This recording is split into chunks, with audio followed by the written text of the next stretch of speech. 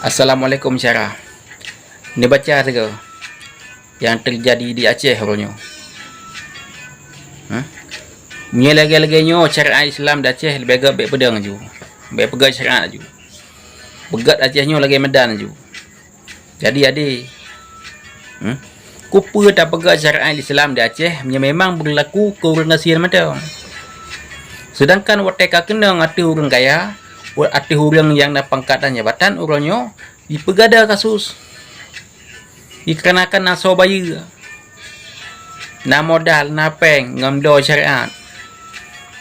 Menyalai laginya berlaku di Aceh. Syariat Islam tidak keorganisasian macam. Baik pegat ju.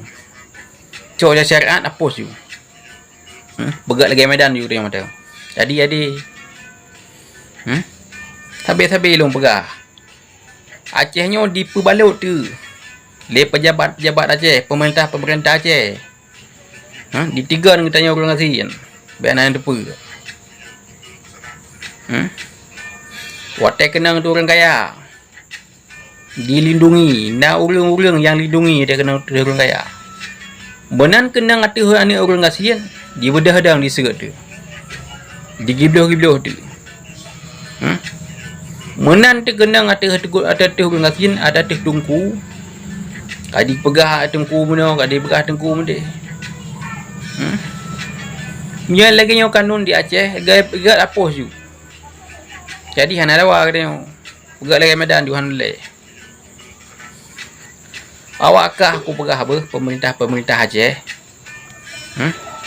Pemerintah di Aceh syariat Islam yang kapedang di Aceh kajik ke bisnes ke? Kajik tempat kami tak kena lebu ke syariat? Kajik jual beli ya, syariat Islam yang ada di Aceh kajik ke pulau-pulau. Kajik ke mendagang. Watai kena ngatakan orang asing. Hanangan kebaya. Ka hukum kibar yang galak dulu. Benan kena ngatakan pejabat, atuhan nak pangkat dan jabatan. Bayi kasus-kasus ke ada. Hoka WH Sapol PP. Nya orang drone hule WH dan Sapol PP. Kah hule orangnya.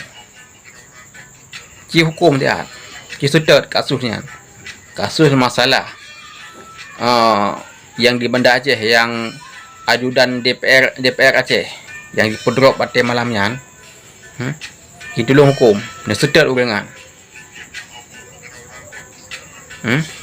Dia sedot orang hukum ni jambuk. Dia teh warami ni publikasikan lagi ego. Ibana hukum kau menan hukum ji. Yang memang lagi ni kasus ni pegat-pegat kibang yang galak draw ke. Kacau kanun ka kapoh dia. Ana perlu pi kanun di Aceh nya lagi yang cerah. Han maju nang draw danyo. Karena kan nang draw danyo orangnya tengah dijajah betul-betul. Ditigan betul-betul kita nyorat Aceh. Betul-betul dia kan. Kerja tabe-tabe lu pegah. Di Acehnya hukum hana jelah. Tabe-tabe lu pegah. Hana jelah hukum di Acehnya. Walaupun dipegah nak Aceh nak syariat Islam.